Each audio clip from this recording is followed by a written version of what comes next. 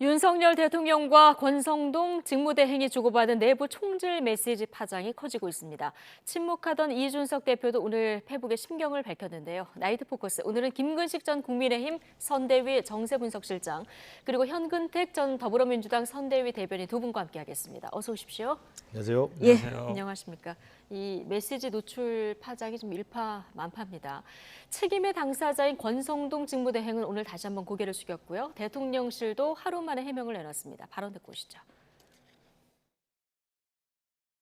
사적인 대화 내용이 어떤 경위로든지 노출이 돼서 국민이나 여러 언론인들이 일부 오해를 일으킨 점에 대해서는 대단히 바람직하지 않다, 유감스럽다고 저는 생각을 합니다. 우연찮은 기회에 노출된 문자 메시지 하나를 지나치게 확대 해석하거나 거기에 정치적 의미를 과도하게 부여하는 것은 저는 조금 바람직하지 않다고 생각을 합니다. 사적인 문자 내용이 저희 부주의로 인해서 유출 공개되어서 국민 여러분들께 심려를 끼쳐드린 점에 대해서 당원 및 국민 여러분들께 송구하게 생각합니다. 그리고 사적인 문자가 본의 아니게 이렇게 유출이 됐기 때문에 그 내용과 관련된 질문에 대해서는 제가 확인하지 않는 것을 원칙으로 합니다. 제 프라이버시도 보호받아야 되기 때문에 그렇습니다. 네, 지금 두 분의 얘기 듣고 오셨는데 지금 안 그래도 당 안팎에서 이준석 대표 징계에 윤심이 작용했냐 안 했냐 이걸로 시끄러운 상황인데 이런 문자 메시지가 지금 노출이 된 거예요. 국민의힘 내부 분위기는 지금 어떻습니까? 유구무원이죠. 유구무원. 네, 그러니까 뭐 그렇지 않아도 당내가 지금 그 대표의 중징계 이후에 지도체제 문제를 놓고 한번 홍역을 겪었지 않습니까? 그렇죠. 조기 전당대회, 뭐 비대위 등등 하다가 대통령도 수용을 하고 의원총회를 열어서 의원들도 강론을 벌이다가 이제 결국은 직무대행 체제로 한다라는 걸로 정리를 해서 수습되는 국면이었던 것 같습니다. 예. 그래서 아마 이번에 대정부 질문할 때 이제는 당 전체가 일사불란하게 윤석열 정부를 돕기 위해서 질문도 열심히 하고 이랬던 차인데 네. 갑자기 이 이른바 문자 파문이 터져 나오면서 다시 징계권이라고 하는 이준석 대표와 윤석열 대통령 사이에 앙금이 다시 수면 위로 올라온 양상이 예. 되었기 때문에 어렵사리 정리돼서 좀 수면 아래로 가라앉았던 당내 갈등이 다시 또 위로 올라오는 것이어서 지금 뭐 오늘도 나왔습니다만 당내 거의 많은 중진 여러분들은 유구무원일 수밖에 없죠. 예. 정진석 부의장은 소위 부답이다 이렇게 이야기를 했듯이 무슨 말을 하겠습니까? 가장 이제 원론적인 대응이 어제 권성동 대표가 직후에 나온 것처럼 사적인 대화가 노출돼서 정말 유감이고 송구하다. 그러나 그것을 확대 해석할 필요는 없다. 라는 정도의 일반론적인 원칙 말고는 당내 어떤 사람도 좀 이야기를 할 수가 없을 거라고 생각이 듭니다. 예. 그러니까 당 내홍이 겨우 수습돼서 이제 민주당 전당대회 앞둬서 관심이 이쪽으로 그렇죠. 넘어가는 상황에 다시 관심을 이쪽으로 돌린 이런 상황이 된 거예요. 민주당은 이번 사건을 윤 대통령의 당무 개입이 명백히 드러난 거다 이렇게 얘기를 하고 있는데 어떻게 보셨습니까? 말씀하신 것처럼 어찌 보면 지금 뭐 청와대라 대통령실이라든지 여당에서는 굉장히 이제 곤란한 입장이죠. 그러니까 누가 봐도 이게 아니 대통령하고 당 대표 직무대행이 사적인 대화를 할 일이 뭐가 있겠습니까? 그렇지 않습니까? 더구나 업무 시간에 그렇다 본다 그러면 이제 사적인 대화라는 것도 안 맞는 거고 지금 다들 뭐 지나치게 확대 해석해달라 그러는데 확대 해석하는 분 아무도 없어요. 그냥 글자 그대로 받아들이는 거거든요. 예. 글자 그대로 봤을 때도 이게 좀 이상하다, 문제 있다라고 보는 것이고. 정치적으로 중요하죠. 왜냐하면 사실은 대통령이 당 대표한테 보낸 문자거든요. 그러면 사실은 그 권성동 직무대행장 그걸 노출시킨 것밖에 없는 거예요. 예. 그러면 사실 보낸 사람이 해명해야 되는 거죠. 다른 예를 들어서 홍보수석이든 아니면 예를 들어서 뭐 지금 당의 중진들은 예. 다 제3자거든요. 그러니까 직접 문자를 보낸 사람이 해명해야 되는데 그게 안 되다 보니까 이게 다들 스텝이 꼬여서 이제 어찌 보면 유구무원인 상황밖에 안 된 거거든요. 그러니까 권성동 직무대행 보면 참 탁하다. 왜냐하면 이게 해명을 대행하고 있는 거거든요. 네. 그러니까 자기는 그냥 노출시킨 것밖에 없어요. 그러니까 노출은 실수라 치면 그럼 이제 이 말을 한 사람이 해명을 해야 되는 건데 해명을 안 하고 있기 때문에 그래도 이제 노출시킨 죄로 이제 본인이 이제 해명도 대행하고 있는 건데 해명이 제대로 안 되고 있죠. 네, 그러니까 해명도 대행을 하고 있다 이렇게 얘기를 해주셨는데 자, 대통령 해명을 듣고 싶은데 오늘 일정이 있어서 출근길 회견이 없었고요. 내일은 지방 일정이, 그다음 주는 휴가라서 이 관련한 그 해명을 들을 수 있을지는 모르겠습니다. 대통령실이 이번 사태를 좀 어떻게 해결해 나가야 된다고 보십니까? 저도 어제 사건이 터지고 나서 이 난감한 문제에 대해서 대통령이 어떻게 스탠스를 잡아서 마무리를 하는 게 좋을까 곰곰이 생각해 봤는데 뾰족한 수는 없어 보여요. 네, 이게 제일 최선입니까? 네, 그러니까 아니 최선이지는 않을 수도 있지만 예. 이상 할 수 있는 게 별로 없지 않나. 예컨대 지금 홍보수석에 나와서 그냥 대신해서 설명하는 거 외에는, 그리고 사적인 대화니까 확대 해석해 주지 않기를 바란다. 대통령은 한 번도 이준석 대표를 그게 미워한 적이 없다. 부정적으로 언급한 적은 한 이렇게 번도 이야기를 하는 없었다. 정도 이상의 원론적 언급을 제3자가 할 수밖에 없는 것이고, 말씀하신 것처럼 국민들이 원하거나 아니면 좀 의혹을 제기하는 사람들은 대통령이 직접 그 문자를 보낸 것에 대해서 당사자 중에 한 명이니까 해명을 해주길 원하지만, 사실은 대통령이 이런 문자가 노출된 것도 굉장히 곤혹스러운 일인데 예. 문자에 대해서 또 공개적인 자리에서 언론 앞에 대고 설명을 하는 것도 어찌 보면 상당히 좀 이례적일 수도 있습니다. 그 모양새 자체가. 예. 그래서 저도 곰곰이 생각하면 어떻게 해결할 수 있을까? 저도 나름대로 정치판을 오랫동안 들여다본 사람인데 뾰족한 답이 안 나오는 겁니다. 뾰족한 답이 안 나오니까 권성동 대행이 대신 해명하고 홍보수석이 대신 해명하는 정도로 아마 마무리를 하고, 이번 주는 아마 이제 대통령이 직접 언론 앞에 나서는 예. 일이 없는 걸로 아마 정리를 할 것으로 보이는데, 저는 이 자체에 대한 해명 여부를 떠나서 어찌됐든 이 수면 위로 올라와 버린 현직 대통령과 지금 징계를 받고 있는, 그렇지만 아직 당대표직을 유지하고 있는 이준석 집권여당 대표 사이에 해묵은 앙금이 여전히 있다는 걸 확인한 거 아니겠습니까? 예. 이 큰 이 문제를 어떻게 해결할 것인지. 그러니까 이제는 수습책이나 미봉책이 아니라 6개월 정지하고 그다음 6개월 지난 다음에 다시 또 당대표를 뽑든지 뭐 복귀하면 예. 어떻게 하는지, 이렇게 해서 미봉을 하면서 어떻게 가보자라고 했던 것인데 이제는 돌이킬 수 없는 수준으로 갈 수밖에 없을 것 이제 같아요. 미봉책이 아니라 근원적인 해결. 그런 적 해결할 수밖에 없다. 예컨대 나와야 된다. 대통령이 정말 이준석하고 다시 못 가겠다라는 게 본심이면 어떻게든 깔끔히 정리를, 무리를 하시라도 정리를 하든가, 아니면 봉합을 하든가. 아니면 정말 봉합이 아니라 지금까지 봉합을 해왔죠.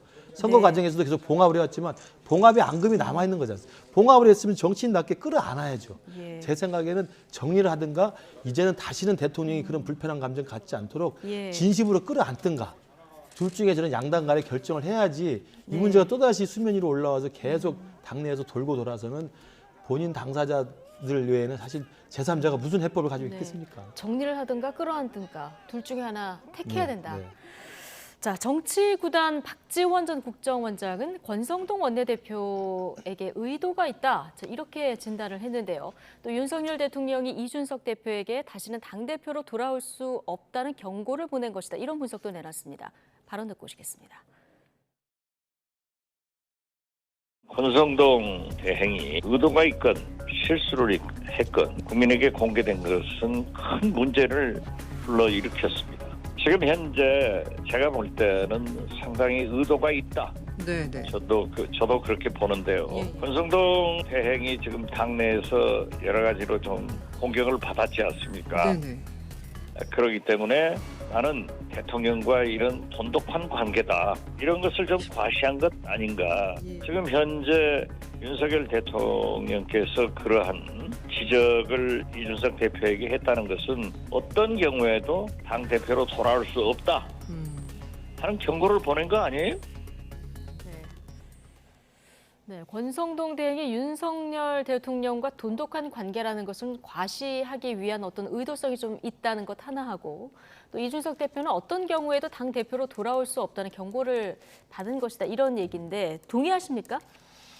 저는 둘 다 동의하기 좀 어려운 것 같습니다. 그러니까 왜 그러냐면 의도성, 저도 좀 이해는 안 가요. 왜냐하면 예. 권성동 직무대행이 제일 뒷자리에 앉아 있기 때문에 기자들이 바로 위에 있는 거거든요. 이건 뭐 광학 카메라 아니라 핸드폰 카메라라도 아마 보일 정도 거리이기 때문에, 그리고 뭐 이렇게 찍히는 경우 처음이 아니잖아요. 본인도 처음이 아니고 예전에도 그렇죠. 있었기 때문에 이거를 보여줬을까라는 생각이 좀 의아하긴 하지만, 예를 들어서 본인이 의도성이 있다 그러면 윤석열 대통령이 아이고 권성동 우리 직무대행 대표님 잘하고 있습니다. 뭐 앞으로 더 잘 부탁드리겠습니다. 이런 거를 보여줬겠죠. 논란이 될 부분은 그렇죠. 빼고. 그럴 필요가 없는 예. 거죠. 그다음에 지금 당대표로 돌아오지 말라는 경고. 사실은 윤석열 대통령하고 이준석 대표가 사이 안 좋은 건 다 알아요. 예. 제가 막 당대표 될 때도 원하지, 그러니까 다음 당대표에 당연히 저는 원하지 않을 걸로 봅니다. 근데 지금 본인이 그렇다고 해서 이걸 직접적으로 뭐 어떻게 표현하기는 어려운데 앞으로 좀 돌아가 보면 저는 뭐 윤석열 대통령의 해결책은 있다고 봅니다. 왜냐하면 예. 만나면 돼요. 지금은 이제 울릉도 갈 필요는 없거든요. 오라 그러면 가겠죠. 네. 오라 가면 갈 텐데 만나서 어쨌든 어쨌든 오해를 풀어달라든지 하면 되는 거거든요. 근데 이제 잘 안 만나고 자꾸 이렇게 방송에서 이렇게 어찌 보면 이렇게 얘기 제3자거든요. 두 사람이 이제 풀어야 되는 문제이기 때문에 뭐 불러서 만나면 해결될 것 같고 그 다음에 사실은 어찌 보면 저는 이 출국기 문답이 이제 어찌 보면 기로 있었다고 봅니다. 왜 그러냐면 이런 거 곤란한 질문에 대해서 답변하라고 그거 하는 거거든요. 그러니까 대답하기 좋은 것만 답변하면 의미가 없어요. 지금 모든 기자들이 모든 언론들이 궁금한 게 그 문자를 보내는 이유가 뭡니까라고 묻고 싶은 거잖아요. 근데 이제 오늘은 어디 지방 일정다 그러는데 내일도 뭐 지방 일정은 모르겠지만 이렇게 흘러가 버리면 정말 궁금한 거는 대답을 안 하는 거잖아요. 네. 그래서 저는 그냥 출근길에도 답변하시고 그냥 이준석 대표 불러가지고 예. 그냥 뭐 죄송하다라고 하면은 해결될 문제지. 이거 뭐 자꾸 이게 끌어봐야 제가 보기에 뭐 논란만 더 커지고 해결은 안 될 것 같아요. 전공법으로 해결해야 된다. 그렇죠. 예. 자, 이게 왜 일부러 노출한 거냐 이런 얘기가 나오냐면 사선의 중진 아니겠습니까? 당 대표 직무대행이고 원내대표로 선출된 분이기도 하고요.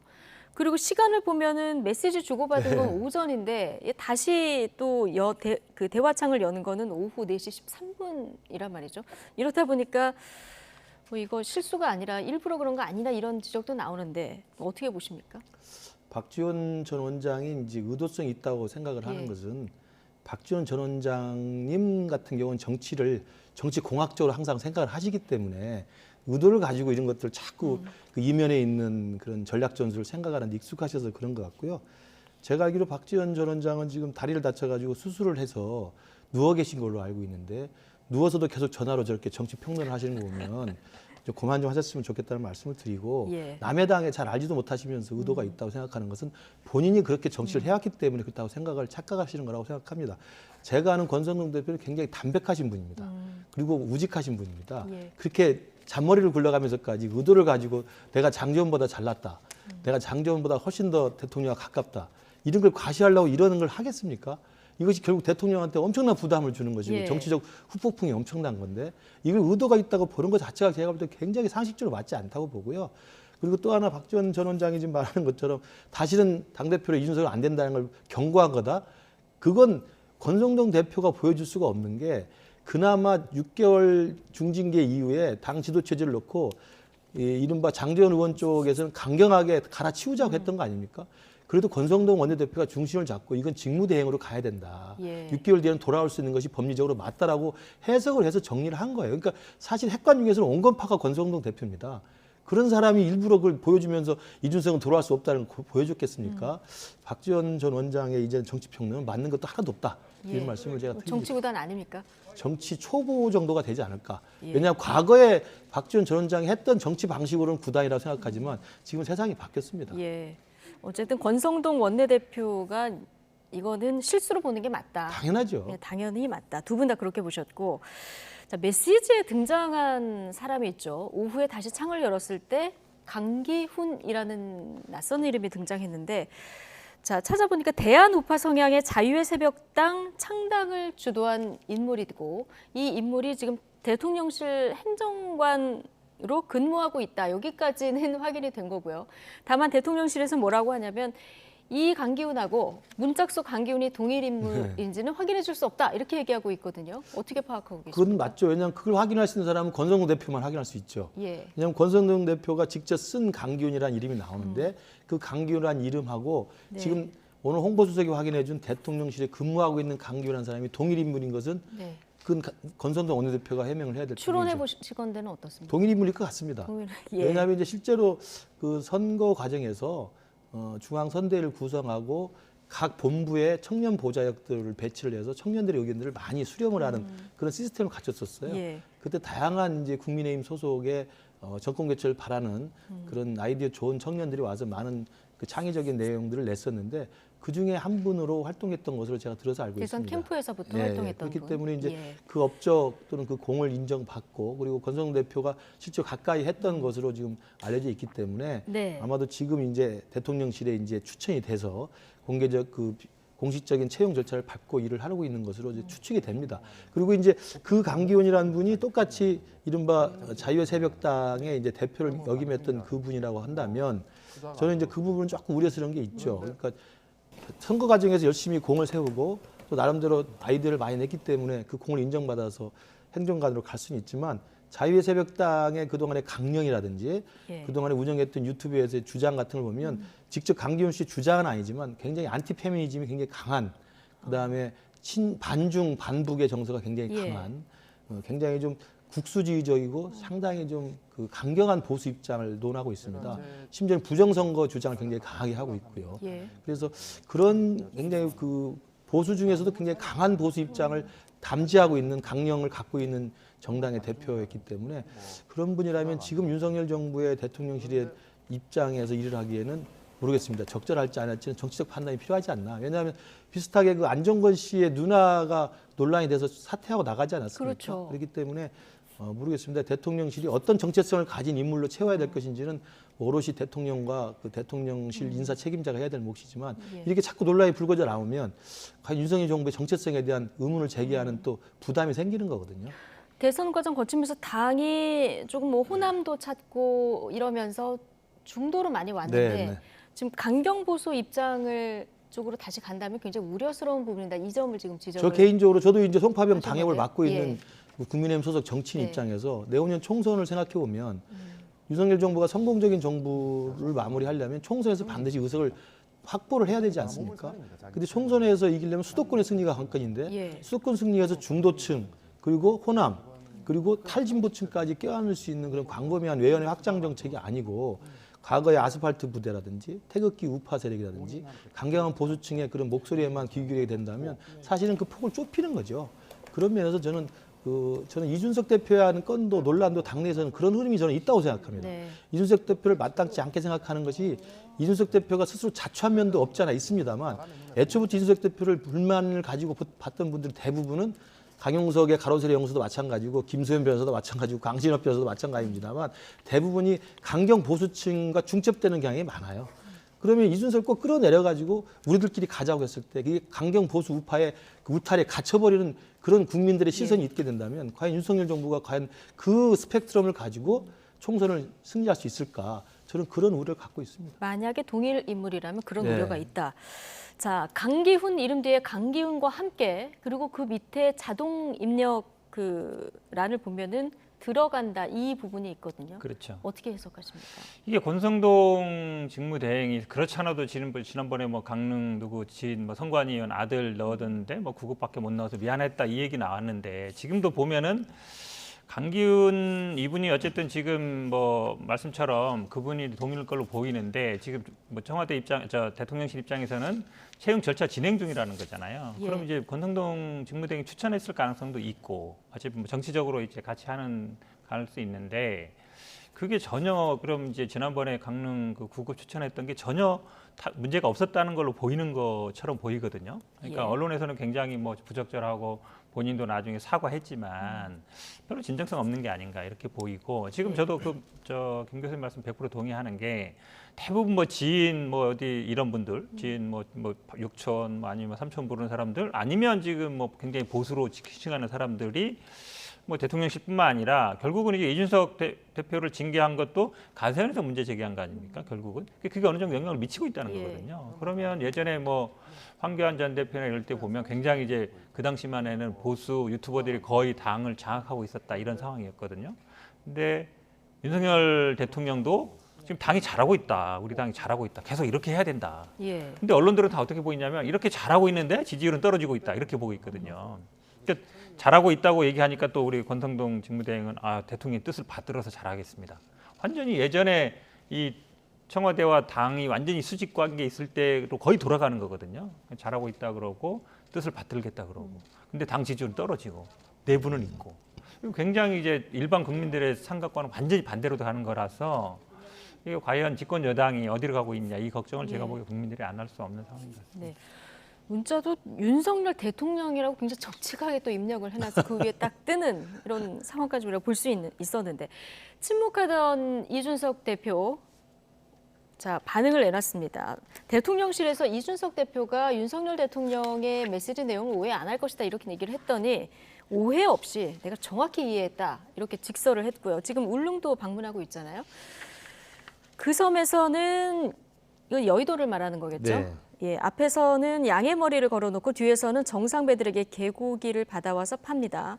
이 섬은 모든 것이 보이는 대로 솔직해서 좋습니다. 감사합니다. 울릉도. 자, 이런 글을 남겼는데 자, 지금까지 이준석 대표가 전국 돌면서 지지층 만나면서 좀 자맹 아닌 자맹을 하고 있었는데 앞으로 이 윤핵관을 다시 본격 저격하면서 이런 SNS 활동도 또 하게 될까요? 그렇지 않기를 바랍니다. 그렇지 않길 바란다. 저도 예. 처음에 그 6개월 중징계 받았을 때 저 개인적으로도 조언을 하기를 뭐 그 징계에 동의하지는 않더라도 일단 징계의 효력을 발생할 수 있도록 일단 순순히 따르는 게 좋고 예. 6개월 동안 스스로 좀 성찰하고 자숙하는 계기가 돼서 과거에 했던 과도한 언론 노출이나 또 언론 인터뷰 그다음에 상대방과의 저격 뭐 싸움 딱 이미지 이런 것들은 좀 자제하고 전국을 돌면서 민심을 경청했으면 좋겠다고 이야기를 했고 실제로 그렇게 좀 몇 주 동안 해서 예. 상당히 이미지 변신에 성공했다고 생각합니다. 그래서 어제 이제 이런 이제 폭발적인 문자 파동이 생겼을 때 이거 이제 직접적인 자기와 관련된 굉장히 핫 이슈가 터진 거기 때문에 또 과거에 이준석으로 돌아가면 어떡하나 이런 고민을 좀 개인적으로 했습니다. 예. 혹시 뭐 친하기도 하시니까 문자 메시지를 보내보시거나 아니면 통화를 좀 저는 해보셨어요? 국민의힘 모든 분하고 친합니다. 네. 대통령하고도 친하고 싶고요. 네, 그래서 뭐 카톡은 제가 어제 한 번 예. 보냈습니다. 네. 절대 과거의 이준석 그런 스타일 돌아가지 말아라.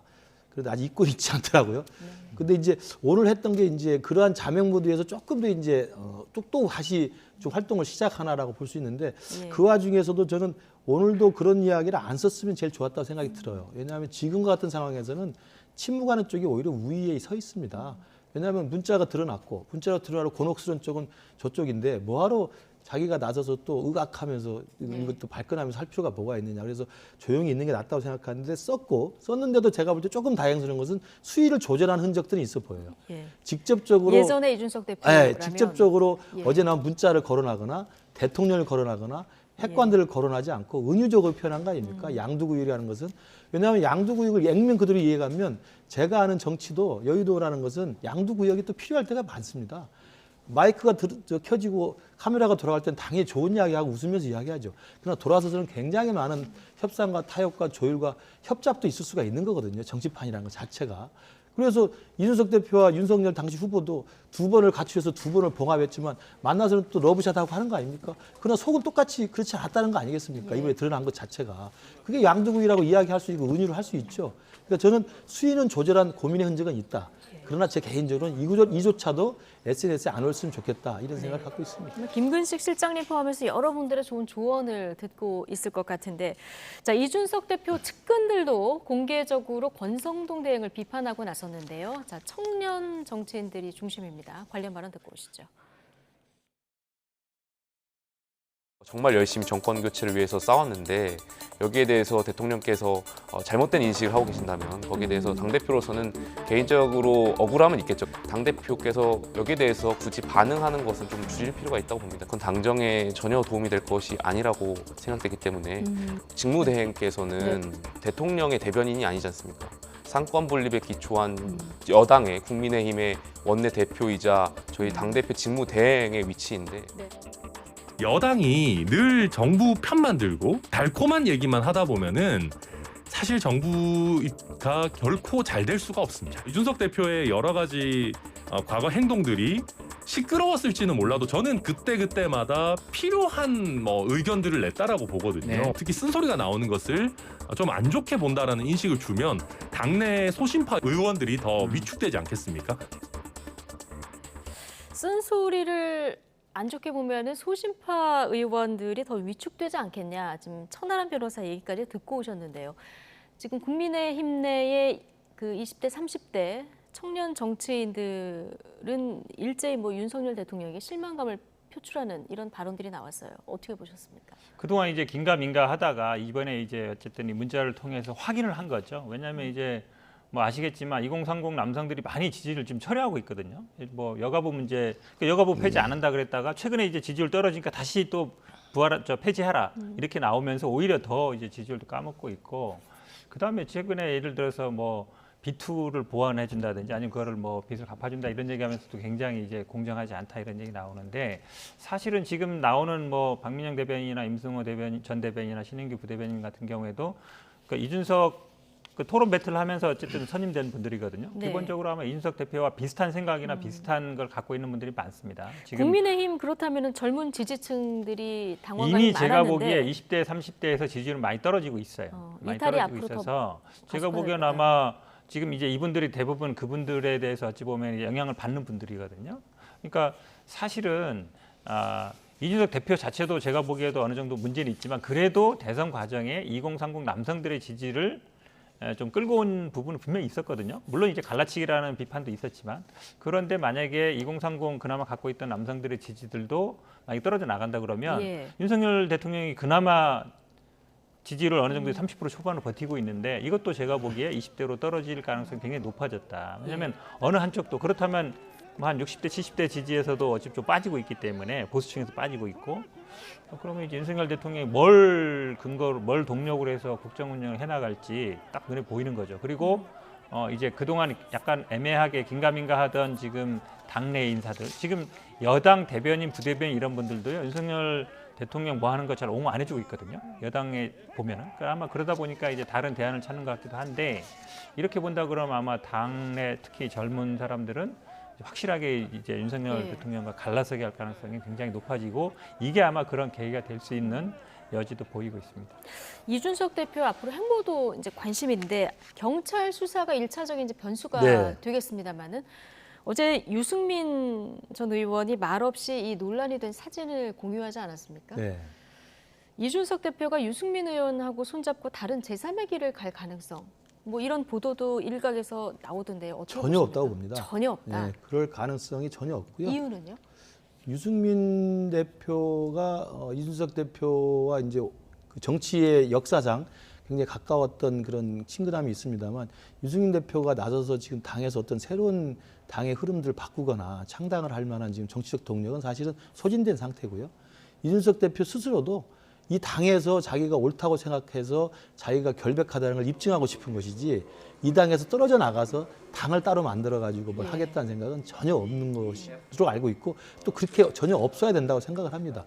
자기와 뜻이 안 맞는다고 그래서 그 당을 버리고 또 다른 당을 만드는 것은 사실은 이제 한국 정치사에서는 없어야 될 어떻게든 일이에요. 국민의힘 내에 그럼요. 남아서 있어야 네. 된다. 오르면 오른 대로 더 정정당당하게 오름을 증명해내는 것이 정치인의 기본 덕목이라고 생각을 하고요. 네. 저 그렇기 때문에 저는 이제 관건은 이준석 대표가 6개월 동안에 지금 이 자명 기간 동안 어떤 결론으로 지금 국민의 민심이 이제 정리가 될 것인가인데, 말씀하신 경찰 수사가 하나 있을 것이고요. 네. 경찰 수사가 과연 기소 의견으로 정리가 되면 이준석 대표도 사실 돌이키기 힘든 이제 상황이 되는 것이고, 그러나 경찰이 무혐의나 불송치가 되면 사실은 기사회생의 길이 열리는 것이죠. 그래서 경찰 수사가 하나의 변수가 있고, 두 번째는 이제 어제 나타난 이 문자 파동 이후에 실제로 윤석열 대통령이랑 윤핵관이라고 하시는 분들이 진짜 무리하게 이준석 대표를 기분 나빠서 끌어내리려고 했던 것인가. 예.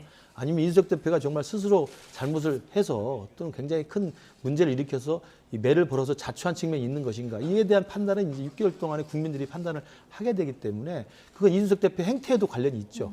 계속 조용히 숙고하고 자숙하고 성찰하고 이런 모습에 겸손한 모습을 보이면 조금 동정심이 생길 수 있지만, 지금처럼 전국 돌면서 지지자를 만나는 그렇죠. 거는 좋습니다. 지지자도 예. 자기를 지지하는 사람 만나지 말고요. 예. 반대하는 사람도 만나고 당원이 아는 사람도 만나고 이대녀도 만나고 이렇게 하면서 폭을 좀 넓히면서 조용히 경청하는 리더십을 보여주는 것도 필요하고, 마지막 세 번째 변수는 대통령 지지율과 국민의힘 지지율이 변수죠. 예. 대통령 지지율이 지난주 와서는 일정 정도 좀 상황이 관리되면서 더 이상 하락세를 멈췄는데 어제 또 일이 터졌기 때문에 네. 지지율이 어떻게 될지 두고 봐야 될 것 같고요.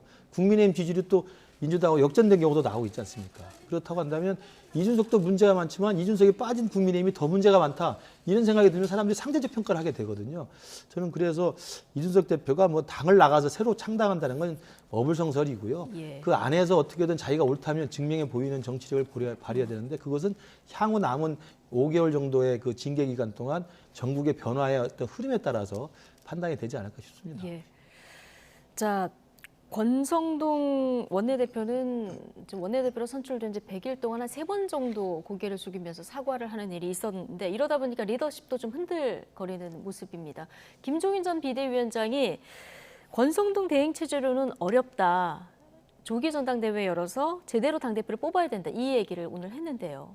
어떻게 보십니까? 뭐 국민의힘 분들은 많은 얘기하고 있죠. 그러길 바라는데 당대표가 일단 사퇴를 해야죠. 사퇴를 안 하고 있는데 뽑을 수가 없잖아요. 만약에 당대표를 뽑았는데 6개월 후에 다시 복귀하면 그 당대표 2명 되는 거잖아요. 말이 안 되는 거거든요. 그러니까 이준석 대표가 사퇴하지 않는 한은 새로 당대표를 뽑을 방법은 없습니다. 지금 왜냐하면 뭐 고리 상태가 아니기 때문에. 그러면 지금 말씀하신 것처럼 이제 기소 여부에 달렸는데 기소한다고 해서 또 사퇴가 자동되는 건 아니에요. 근데 기소도 지금 뭐 예를 들어서 성상납 알선수재는 뭐 공소시효가 지난 것 같고 지금 뭐 증거인멸 교사는 법적으로 안 될 것 같고 강용석 무고죄 정도로 기소한다는 얘기가 들리지만 이런 상황에서 그걸 만약 기소했을 때는 더 문제가 커질 것 같고 예. 그다음에 무고는 또 당헌 당규에 보면은 자동 정지되는 규정도 아니거든요. 예. 자동 정지도 이러면 아니에요. 진짜 이게 제일 파장이 크겠네요. 그렇죠. 어떻게 보면. 예. 그리고 만약에 지금 말씀처럼 이게 사실은 다른 언론에서는 이 각서가 오히려 약간 기획된 거다. 단일화로 쓰였고 이게 뭐 윤핵관한테 흘러가서 썼다. 단일화에 쓰였다. 이런 얘기 나오지 않습니까? 그러니까 이게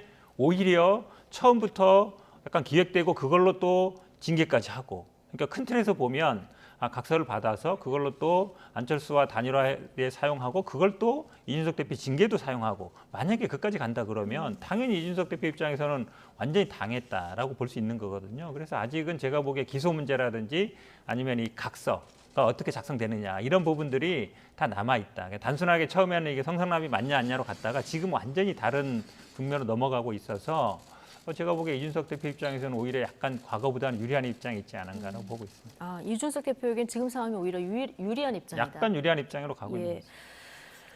자, 조기 전당대회 당내에서 바라는 분들, 의원들 꽤 많을 텐데요. 지금 말씀하신 대로 이준석 대표가 당대표직을 사퇴하지 않는 이상은 조기 전당대회로 갈 수 있는 방법은 없는 거죠? 없는 걸로 정리가 됐죠. 네. 이미 이제 그건 대통령도 실제로 그 징계 있고 난 다음에 만찬을 통해서 수용하는 모양새를 갖췄고. 근데 일단락이 됐는데 이 목소리가 지금 다시 나오기 그렇죠. 시작했단 그러니까 말이죠. 일단은 일단락이 됐고 그거 왜냐하면 당헌 당규에 대한 해석 자체가 그렇게 정리됐기 때문에 그 이후에 지금 우리 현 변호사 말대로 이준석 대표의 자진 사퇴가 없는 한 이걸 다시 거래 상태로 해석해가지고 전당대회를 할 수 있는 명분은 없다고 봅니다. 그다음에 두 번째가 이제 비대위로 전환해서 전당대회를 하자고 할 수가 있는데 비대위로 하려면 또 필요한 전제 조건이 뭐냐면 최고위원으로 선출된 이준석 대표와 함께 선출된 최고위원 지도부가 다 사표를 내야 됩니다. 사퇴할 수 있는 거, 사퇴를 압박할 수 있느냐.